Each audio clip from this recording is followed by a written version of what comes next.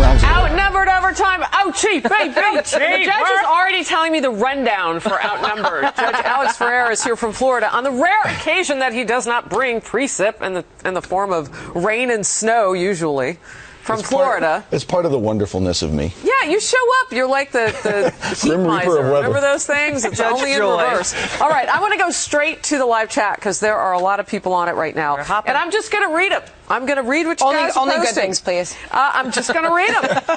CTAE, I don't know what that is, Cite.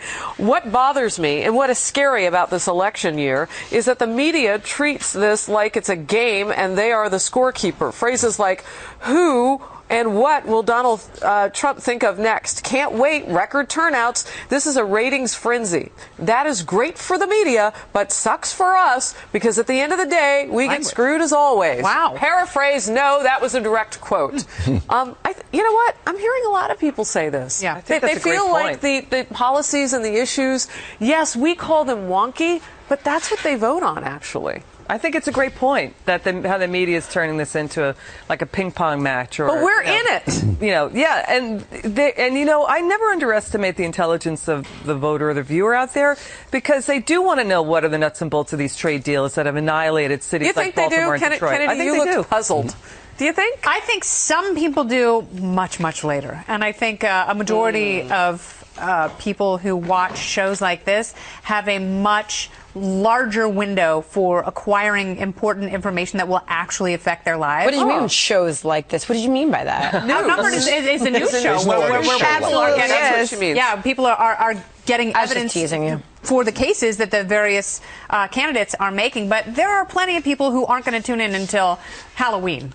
And then they'll be like, oh, wait a second, what does Donald Trump really think? That's great. I'm going to go vote. Oh, speaking of which, what are you going for as Halloween? No, I'm kidding. It's a little early for that, too. Last year I was Queen Amidala. All right, so let's see. For the judge, Alex, Governor McAuliffe signed an executive order allowing felons to vote in the state of Virginia. Aside from the obvious push to garner votes for Hillary, is the executive order legal?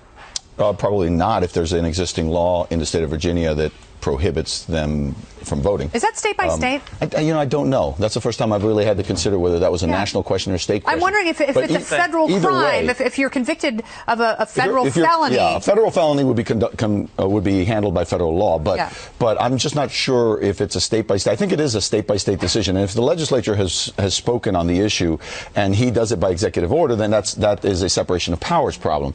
And I understand the argument of allowing felons to vote, but I would say you restrict it to felons who, number one, haven't committed serious felonies. I mean, I understand the guy who was possession of drugs or something like that.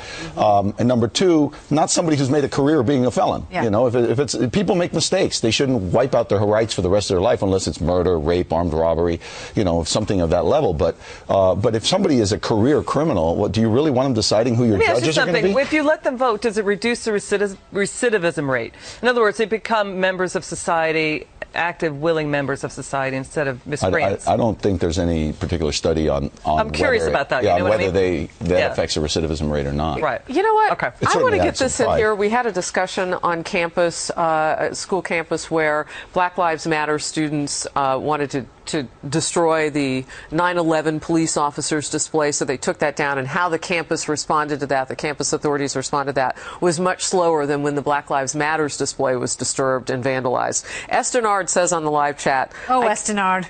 I cannot take Black Lives Matter seriously until they start working in black communities to end the loss of black lives. Yeah, what were they? And quit blaming policemen for black men committing crimes and needing to be arrested. Now, you are a former police officer, and we know that there are documented cases where police were at fault. Absolutely. So we're not even going to begin to argue that. But what this is talking about, as I understand it, is it has kind of a good point. I mean, Black Lives Matter. Why not start in the black communities, places like your home city of Chicago, where you have so many murders in the black community every weekend? Yeah, that's one of the major criticisms. But I think you attack it everywhere, wherever it's happening, whether it's a black community or not. You should. What really sickens me about college administrators is after they tore down the posters, they stood guard to prevent it from being reposted. Wow. And the college administrators didn't do anything about that. Wow. I mean, I would have gone down there and said, okay, let's let's get the identification of everybody here who is interfering and who tore the posters down, who's standing guard. They're going to be expelled. And by the way, if we find out who the ones were that did it to the Black Lives Matter posters, they're going to be expelled too. I mean, that's when you start getting a reaction where people go like, okay, I disagree with that poster, but I'm not going to get expelled over it. Instead, they let people run rampant in a place that's really supposed to be for education. In areas they agree with implicitly. Right. Joseph Stinelli, a lot of people get their news from Facebook. Why? When they can get both sides from Fox News, and that's the truth. Thank you, Joseph. Thank you, Judge, for coming up. Thank you for having me. From Florida and bringing us some good sunshine. Good to see you. We'll see you back at noon Eastern on the Fox News channel with Outnumbered.